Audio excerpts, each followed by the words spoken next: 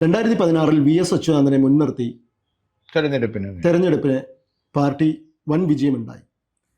പക്ഷേ VS അച്യുതാനന്ദനെ ഒഴിവാക്കി അവിടെ മുഖ്യമന്ത്രിയായത് പിണറായി വിജയനായിരുന്നു.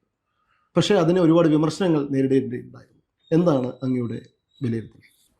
ഏതാണ്ട് എൻ്റെ ഓർമ്മയിൽ ഒരു 5 നിയമസഭാ തെരഞ്ഞെടുപ്പുകളെങ്കിലും VS മുന്നിൽ നിന്ന് നയിക്കുകയും വിജയവും പരാജയവും ഉണ്ടാവുകയും ചെയ്തിട്ടുണ്ട്. EMSന് ശേഷം ജനങ്ങളെ ആൾക്കൂട്ടത്തെ സ്വാധീനിച്ച ഒരു നേതാവ് VS തന്നെയാണ്. കാരണം കണ്ണേ കരളെ VS എന്ന് പറഞ്ഞ് ജനങ്ങൾ തടിച്ചു കൂടുന്ന ഒരവസ്ഥയിലേക്ക് ജനപിന്തുണ മാറിയിരുന്നു. അതിനു മുമ്പ് അത്തരം ഒരു പിന്തുണ, ഒരു ജനസമ്മതി കിട്ടിയിരുന്നത് EMSനും നയനാർക്കും മാത്രമാണ്. പക്ഷേ EMSനോ നയനാർക്കോ ഉണ്ടായിരുന്ന പ്രത്യേകതകളൊന്നും സത്യത്തിൽ VSനില്ല. കാരണം EMS സൈദ്ധാന്തികനാണ്, പണ്ഡിതനാണ്, അങ്ങനെയൊക്കെയുള്ള ഒരുപാട് കമ്മ്യൂണിസ്റ്റ് ആചാര്യനാണ്. ഒരുപാട് പ്രത്യേകതകൾ പറയാമായിരുന്നു. കാരണം എല്ലാ സുഖസൗകര്യങ്ങളും വലിച്ചെറിഞ്ഞ് നമ്പൂതിരി സമുദായത്തിൽ നിന്ന് വന്ന ആളാണ്. അങ്ങനെയൊക്കെയുള്ള ഒരുപാട് പ്രത്യേകതകൾ ഉണ്ടായിരുന്നു. നയനാരും അതുപോലെ സമ്പന്നമായ ഒരു കുടുംബത്തിൽ നിന്ന് വന്ന ആളാണ്. രണ്ടുപേർക്കും സവർണ ചുറ്റുപാടുകളുമുണ്ട്. പക്ഷെ VSനെ സംബന്ധിച്ച് അതൊന്നുമില്ല. അപ്പോൾ VS എങ്ങനെ ജനകീയനായി എന്ന് പറഞ്ഞാൽ VSന്റെ നീട്ടിയും കുറുക്കിയുമുള്ള പ്രസംഗം, അദ്ദേഹത്തിൻ്റെ ഭാവ പ്രകടനങ്ങൾ, ഇതെല്ലാം തന്നെയാണ് ഒരു കാലത്ത് അദ്ദേഹത്തെ പരിഹാസ കഥാപാത്രമാക്കിയതും പിന്നീട് ആ പരിഹാസങ്ങൾ, ആ നീട്ടിയും കുറുക്കിയുമുള്ള പ്രസംഗം നമ്മുടെ സ്വീകരണ മുറികളിൽ പ്രിയപ്പെട്ടതായി മാറി. അപ്പോൾ ഈ ദൃശ്യമാധ്യമങ്ങളെല്ലാം സജീവമായ ഘട്ടത്തിൽ സഖാക്കൾ വലിയ സംശയം ഉന്നയിച്ചിരുന്നു. കാരണം ദൃശ്യമാധ്യമങ്ങളിൽ VS ഇങ്ങനെയുള്ള ആംഗ്യ വിക്ഷേപങ്ങൾ കാണിച്ചാൽ അതെല്ലാം വലിയ അപകടം ചെയ്യും, ഇദ്ദേഹത്തെ നമുക്ക് മുഖ്യമന്ത്രി സ്ഥാനാർത്ഥിയായിട്ടൊന്നും ഉയർത്തി കാണിക്കാൻ കഴിയില്ല എന്ന് പറഞ്ഞിരുന്ന ഒരു സന്ദർഭമുണ്ട്. പക്ഷേ അവിടെ നിന്ന് ഏറ്റവും ജനപ്രിയ നേതാവായി VS മാറുകയായിരുന്നു. ഇതിനെക്കുറിച്ചൊരിക്കൽ ഞാൻ VSനോട് ചോദിച്ചു, എന്തിനാണ് ഇങ്ങനെ നീട്ടിയും കുറുക്കിയും സംസാരിക്കുന്നതും ആംഗ്യ വിക്ഷോഭങ്ങൾ കാണിക്കുന്നതും? അപ്പം എന്നോട് പറഞ്ഞത്, ഞാനൊക്കെ രാഷ്ട്രീയ പ്രവർത്തനം തുടങ്ങുന്ന കാലത്ത് അക്ഷരമറിയാത്ത, ഒരു വിവരവുമില്ലാത്ത ആളുകളാണ് ഞങ്ങളുടെ മുന്നിൽ വന്നിരിക്കുക പ്രസംഗം കേൾക്കാൻ. കർഷക തൊഴിലാളികൾ, ഫാക്ടറി തൊഴിലാളികൾ, പട്ടിണി പാവങ്ങൾ. അപ്പോൾ അവരോട് നമ്മൾ വലിയ ഭാഷയിൽ സംസാരിച്ചിട്ട് നമ്മുടെ പാണ്ഡിത്യം വിളമ്പിയിട്ടൊന്നും കാര്യമില്ല. അപ്പോൾ അവരുടെ ശ്രദ്ധ പിടിച്ചു പറ്റാനും അവരത് കേൾക്കാനും ആംഗ്യങ്ങളിലൂടെയെങ്കിലും അവർക്ക് കാര്യങ്ങൾ ബോധ്യപ്പെടാനും വേണ്ടിയാണ് ഈ നീട്ടിയും കുറിക്കുകയുമുള്ള സംസാര രീതിയിൽ വിക്ഷോഭങ്ങളും കൊണ്ടുവന്നതെന്ന് പറഞ്ഞ ആംഗ്യ ഭാഷ. അപ്പോൾ അത് ശരിയായിരുന്നു. കാലം കൊണ്ട് അത് കേരളത്തിലെ ജനങ്ങൾ അംഗീകരിക്കുകയായിരുന്നു. അപ്പോൾ അങ്ങനെ തെരഞ്ഞെടുപ്പ് രംഗത്ത് ജനങ്ങളെ സ്വാധീനിക്കാനും അവരെ പിടിച്ചു നിർത്താനും തെരഞ്ഞെടുപ്പിൽ വിജയം ഉറപ്പാക്കാനും VSന്റെ സാന്നിധ്യം കഴിഞ്ഞിരുന്നു. ഇപ്പോൾ 16ലെ തെരഞ്ഞെടുപ്പിലും അതിന് മുമ്പുള്ള തെരഞ്ഞെടുപ്പിലും എല്ലാം തന്നെ എല്ലാ സ്ഥാനാർത്ഥികളും VSന്റെ ചിത്രമടങ്ങിയ പോസ്റ്ററുകളാണ് കേരളം മുഴുവൻ പതിച്ചത്. ഇപ്പോൾ ഉദാഹരണത്തിന് സ്വരാജ് VSന് ക്യാപിറ്റൽ പണിഷ്മെന്റ് നൽകണം എന്ന് പ്രസംഗിച്ചു എന്നാണല്ലോ വാർത്ത. ഇന്നും സ്വരാജ് അത് അംഗീകരിച്ചിട്ടില്ല. പക്ഷേ അതിന് മറുപടി പറഞ്ഞുകൊണ്ട് VS സംസാരിച്ചിട്ടുണ്ട്. VS പറഞ്ഞത്, പുന്നപ്ര വയലാർ സമരത്തിൽ പങ്കെടുത്ത് ബ്രിട്ടീഷുകാരൻ്റെ തൂക്കുകയറ് കണ്ടിട്ട് ഭയപ്പെടാത്ത എന്നെ ക്യാപിറ്റൽ പണിഷ്മെന്റ് എന്ന് പറഞ്ഞ ആരും പേടിപ്പിക്കണ്ട എന്നാണ് പറഞ്ഞത്. അപ്പൊ അങ്ങനെ പറയാൻ VSന് ഇടയാക്കിയ ആ സ്വരാജ് പോലും തൃപ്പൂണിത്തുറയിൽ VSന്റെ പടം വെച്ചുള്ള പോസ്റ്ററാണ് പ്രചരിപ്പിച്ചത്. VSന്റെ പേരിൽ തന്നെയാണ് വോട്ട് ചെയ്തത്. പക്ഷേ റിസൾട്ട് വന്നു കഴിഞ്ഞപ്പോൾ അദ്ദേഹത്തെ മുഖ്യമന്ത്രി ആക്കിയില്ല. അപ്പോൾ അതിന് നമുക്കൊരു കാരണം പറയാവുന്നത്, ഉമ്മൻചാണ്ടി സർക്കാർ അധികാരത്തിൽ വരുന്നതിന് ഇടയാക്കിയ തിരഞ്ഞെടുപ്പ്, അതായത് VS മുഖ്യമന്ത്രിയായി അതിന് ശേഷം നടന്ന തെരഞ്ഞെടുപ്പ്, ആ തെരഞ്ഞെടുപ്പിൽ യഥാർത്ഥത്തിൽ LDF തുടർഭരണം നേടേണ്ടതായിരുന്നു. 3 MLA-മാരുടെ ഭൂരിപക്ഷത്തിലാണ് LDF-ന് ഭരണം നഷ്ടപ്പെട്ടതും ഉമ്മൻചാണ്ടി മുഖ്യമന്ത്രിയാകുന്നത്. അതെന്തുകൊണ്ട് സംഭവിച്ചു? വിഭാഗീയത കത്തിയുന്ന കാലത്ത് ഒരു വട്ടം കൂടി VS കേരളത്തിൻ്റെ മുഖ്യമന്ത്രിയാകുന്നത് അന്നത്തെ പ്രതിപക്ഷം, അന്നത്തെ UDF-നേക്കാൾ ഇഷ്ടപ്പെടാതിരുന്നത് ഔദ്യോഗിക പക്ഷത്തിനാണ്, പാർട്ടിക്കാണ്. അപ്പോൾ അതിൻ്റെ പേരിലാവണം ഏതാണ്ട് 5 സീറ്റുകളിലെങ്കിലും 1000-ന് താഴെ വോട്ടുകൾക്കാണ് LDF സ്ഥാനാർത്ഥികൾ പരാജയപ്പെട്ടത്.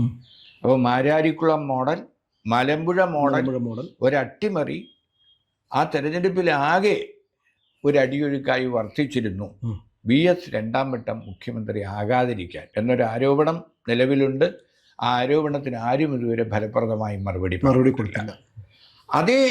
അത് കഴിഞ്ഞാണ് ഉമ്മൻചാണ്ടിയുടെ ഭരണം കഴിഞ്ഞ് ഈ തെരഞ്ഞെടുപ്പ് 16-ലെ തെരഞ്ഞെടുപ്പിൽ VS തന്നെ വീണ്ടും നയിക്കുന്നത്. അപ്പോൾ അന്ന് പ്രായത്തിൻ്റെ പ്രശ്നങ്ങൾ VS-നെ അലട്ടിയിരുന്നു. അതുകൊണ്ട് പിണറായി മുഖ്യമന്ത്രിയാകുന്നതിൽ VS ഉൾപ്പെടെ ഒരു നേതാവും എതിർപ്പ് പ്രകടിപ്പിച്ചുമില്ല. മാത്രമല്ല VS ഒരു വട്ടം മുഖ്യമന്ത്രി ആയല്ലോ എന്നുള്ള കാര്യവും ഉണ്ടായിരുന്നു. എന്നാലും ഭരണം കിട്ടിയ സ്ഥിതിക്ക് തുടക്കത്തിൽ 2 വർഷമെങ്കിലും VS മുഖ്യമന്ത്രി ആകണം എന്ന് ഒരു അഭിപ്രായം ഉയർന്നിരുന്നു. ഒരു കൊല്ലമെങ്കിലും VS-നെ മുഖ്യമന്ത്രി കൂടി ആക്കണം ജനങ്ങളുടെ അഭിപ്രായം. അതെ, പാർട്ടിക്കുള്ളിലും പക്ഷേ അത് അംഗീകരിക്കപ്പെട്ടില്ല. അപ്പോൾ പിണറായി മുഖ്യമന്ത്രി ആയിക്കഴിഞ്ഞപ്പോൾ VS-ന് ഇപ്പോൾ UPA സർക്കാരിൻ്റെ കാലത്ത് സോണിയാഗാന്ധി UPA ചെയർപേഴ്സൺ ക്യാബിനറ്റ് റാങ്കിൽ ഇരുന്നു കൊണ്ട് സർക്കാരിനെ നിയന്ത്രിച്ചതുപോലെ VS-നെ LDF കൺവീനർ ക്യാബിനറ്റ് റാങ്കിൽ ആക്കിക്കൊണ്ട് വേണം ഭരണം നടത്താൻ എന്ന അഭിപ്രായവും ഉയർന്നിരുന്നു. പക്ഷെ അതും അംഗീകരിച്ചില്ല. അതിന് പകരം അദ്ദേഹത്തെ ഭരണപരിഷ്കാര കമ്മീഷൻ എന്ന് പറയുന്ന ഒരു തസ്തികയിൽ ഒതുക്കിക്കൊണ്ട് നടപടി എടുക്കുകയായിരുന്നു പാർട്ടി. ശരിക്കും അതിൽ അദ്ദേഹം ഒരുപാട് വിഷമിച്ചിരുന്നു. ഉറപ്പായും. കാരണം ഇതിനു മുമ്പും മുഖ്യമന്ത്രിയായിരുന്നവർ ഭരണപരിഷ്കാര കമ്മീഷൻ ചെയർമാൻ ആയിരുന്നിട്ടുണ്ട്, EMS ആയിട്ടുണ്ട്. അപ്പം അത് ഒരു അവഗണനയാണെന്ന് പറയാൻ പറ്റില്ല. പക്ഷെ VS-നെ സംബന്ധിച്ചിടത്തോളം അത് അവഗണനയായിരുന്നു. മാത്രം VS എപ്പോഴും ഇഷ്ടപ്പെടുന്നത് ജനങ്ങളുമായി ദൈനംദിനം ഇടപെടുന്ന അങ്ങനെയുള്ള പദവികളാണ്. കാരണം ഇപ്പോൾ അദ്ദേഹം വഹിച്ച എല്ലാ പദവികളും അങ്ങനെയായിരുന്നു. പാർട്ടി സെക്രട്ടറി, അതുപോലെ LDF കൺവീനർ, പ്രതിപക്ഷ നേതാവ്, മുഖ്യമന്ത്രി, എല്ലാ പദവികളും അങ്ങനെയായിരുന്നു. പിന്നെ അവസാന ഘട്ടങ്ങളിൽ ഇപ്പോൾ PB അംഗങ്ങളായ VS-ഉം പിണറായിയും തമ്മിൽ അഭിപ്രായ വ്യത്യാസം രൂക്ഷമായപ്പോൾ PB 2 പേരെയും തരം താഴ്ത്തി. പക്ഷെ തരം താഴ്ത്തിയിട്ട് പിണറായിയെ തിരിച്ചെടുത്തു, VS-നെ തിരിച്ചെടുത്തു. പക്ഷെ അപ്പോഴേക്കും VS ജനഹൃദയങ്ങളിൽ ഒരു വലിയ ഇടം നേടിക്കഴിഞ്ഞിരുന്നു. അദ്ദേഹത്തിനെ സംബന്ധിച്ചിടത്തോളം മുഖ്യമന്ത്രി പദവിയോ PB അംഗം എന്ന സ്ഥാനമോ ഒന്നും തന്നെ ഒരു പ്രശ്നമായിരുന്നില്ല. പാർട്ടി ജനറൽ സെക്രട്ടറിയേക്കാൾ ആദരിക്കപ്പെടുന്ന ആൾ തന്നെയായിരുന്നു ഏത് പാർട്ടി കോൺഗ്രസിലും VS. അതാണല്ലോ VS-ന്റെ ഇടപെടലിലൂടെയാണ് യെച്ചൂരി ആദ്യഘട്ടത്തിൽ ജനറൽ സെക്രട്ടറിയായി മാറുന്നത്. VS അതിനുവേണ്ടി പ്രവർത്തിക്കുകയും കേന്ദ്ര കമ്മിറ്റി അംഗങ്ങളിൽ അത്തരം ഒരു അഭിപ്രായം രൂപപ്പെടുത്തുന്നതിൽ VS നിർണായക പങ്ക് വഹിക്കുകയും ചെയ്തിരുന്നു. അല്ലെങ്കിൽ ഒരു വട്ടം കൂടി കാരാട്ടാവുകയോ അതല്ലെങ്കിൽ SRPയെ ജനറൽ സെക്രട്ടറി ആക്കാനോ ഉള്ള നീക്കങ്ങളാണ് അന്ന് നടന്നിരുന്നത്. അപ്പോൾ യെച്ചൂരി ആദ്യമായി തിരഞ്ഞെടുക്കപ്പെടുന്നത് VS-ന്റെ പിന്തുണയോടുകൂടിയാണ്. അങ്ങ് സൂചിപ്പിച്ച പോലെ മലമ്പുഴ മത്സരത്തിൽ വലിയൊരു അട്ടിമറി ഉണ്ടായി എന്ന് പറഞ്ഞിരുന്നു. അതുപോലുള്ള അട്ടിമറികൾ പിന്നീട് വേറെ എന്തെങ്കിലും കാര്യത്തിൽ ഉണ്ടായിരുന്നു അദ്ദേഹത്തിന്? അതുപോലുള്ള അട്ടിമറി ഉണ്ടായതായി പിന്നെ പറയാനാവില്ല. കാരണം പിന്നീട് നടന്ന എല്ലാ തെരഞ്ഞെടുപ്പുകളിലും VS-ന് 400,000 അല്ലെങ്കിൽ 20,000-ന് മുകളിൽ ഭൂരിപക്ഷം ലഭിച്ചിരുന്നു. പക്ഷെ വളരെ എന്താ പറയുക, ഭീതിജനകമായ ഒരന്തരീക്ഷം ഒരിക്കലുണ്ടായി. എന്താണ്? അതായത് തെരഞ്ഞെടുപ്പ് പര്യടനം എല്ലാം കഴിഞ്ഞ് റൂമിൽ തിരിച്ചെത്തിയ VS അന്ന് ആരോഗ്യ പ്രശ്നങ്ങളൊക്കെ ഉള്ള സമയമാണ്. പെട്ടെന്ന് VS-ന്റെ ബോധം നഷ്ടപ്പെടുകയും കുറേ സമയം അബോധാവസ്ഥയിൽ കിടക്കുകയും. താങ്കൾ കൂടി ഉണ്ടായിരുന്നു ആ സമയത്ത് ഈ വിവരം VS-ന്റെ PS സുരേഷും ഷാജഹാനും KM ഷാജഹാൻ അന്ന് അദ്ദേഹത്തോടൊപ്പം ഉണ്ട്. ഷാജഹാനും സുരേഷും വിളിച്ചു പറഞ്ഞിട്ട് ഞാനവിടെ പെട്ടെന്ന് ബൈക്കെടുത്ത് ഓടി വരികയായി. അപ്പോൾ അന്ന് ഈ സമയത്ത് NN കൃഷ്ണദാസ്, ഈ A സുരേഷ്, പിന്നീട് ഷാജഹാൻ, ഞാൻ, ഇങ്ങനെ തുടങ്ങി 4-5 പേർ മാത്രമേ ഉണ്ടായിരുന്നു. അപ്പോൾ തന്നെ ഡോക്ടറെ വരുത്തി. ഡോക്ടർ പരിശോധിച്ചു. യഥാർത്ഥത്തിൽ ആലോചിച്ച് നോക്കണം, മുഖ്യമന്ത്രി സ്ഥാനാർത്ഥിയാണ്. മുഖ്യമന്ത്രി സ്ഥാനാർത്ഥി പര്യടനത്തിനിടയിൽ ഇങ്ങനെ കുറച്ച് സമയം ബോധം നഷ്ടപ്പെട്ട് കിടക്കുക, ഇത് അറിയിക്കേണ്ട നേതാക്കളിലൊക്കെ എത്തിയിരുന്നു. കാരണം ഇവിടെ ഉണ്ടായിരുന്ന അന്ന് P ഉണ്ണിയാണ് ജില്ലാ സെക്രട്ടറി, അതുപോലെ പിണറായി വിജയൻ അടക്കമുള്ളവരൊക്കെ അറിഞ്ഞിരുന്നു. പക്ഷേ വേണ്ട രീതിയിലുള്ള ഒരു പരിഭ്രമമോ അല്ലെങ്കിൽ അന്വേഷണമോ അന്ന് നേതൃത്വത്തിൻ്റെ ഭാഗത്തൊന്നും ഉണ്ടായില്ല എന്നാണ് എനിക്ക് തോന്നുന്നത്. കാരണം VS എന്തെങ്കിലും സംഭവിച്ചാൽ എന്തായിരിക്കും എന്ന് ചിന്തിക്കാനുള്ള ഒരവസ്ഥയിലേക്ക് അവരൊന്നും ഉയർന്ന് ചിന്തിച്ചില്ല. കാരണം വല്ലാതെ സ്തബ്ധരായിട്ടാണ് കൃഷ്ണദാസും ഷാജഹാനും സുരേഷും എല്ലാം ഇങ്ങനെ ശ്വാസമടക്കി പിടിച്ച് നിൽക്കുകയായിരുന്നു VS ബോധം തെളിയും വരെ. അപ്പോൾ അതൊരു വലിയ നിമിഷങ്ങളായിരുന്നു. ഇലക്ഷൻ പര്യടനത്തിന്, അതെ, പ്രചരണം. അതായത് തെരഞ്ഞെടുപ്പിന് 4-5 ദിവസമേ ഉള്ളൂ.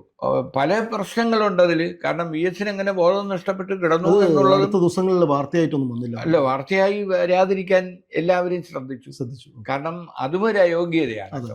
സ്ഥാനാർത്ഥി അങ്ങനെ അത്രയ്ക്ക് വീക്കാണ്, അത്രയ്ക്ക് ആരോഗ്യ പ്രശ്നമുണ്ട് എന്നും പുറത്തു വരാൻ പാടില്ല. പക്ഷെ പിന്നെ കാലം എത്ര കഴിഞ്ഞു.